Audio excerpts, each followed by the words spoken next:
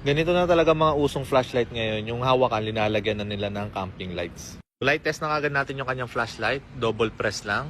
1, 2. Yan. Ito yung ilaw niya. Yung gaano kalakas. May zoom in, zoom out na rin to.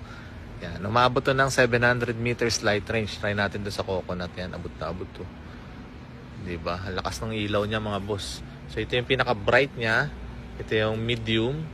Okay. Meron din siyang strobe light. And then, mamamatay. So, pag prines mo naman siya ng isang pindot lang, iilaw yung camping lights niya.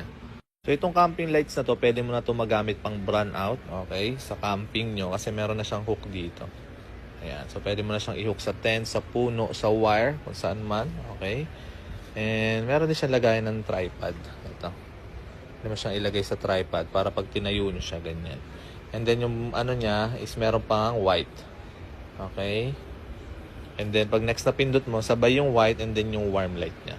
So, makapansin nyo, yung warm light niya, ayan, para siyang tali lang, ayan, pero namamagnet siya sa gitna. Ayan, babalik na siya sa gitna. Okay, so napakaganda lang din itong flashlight na to and may battery indicator na siya. 3 to 5 hours na siya magagamit.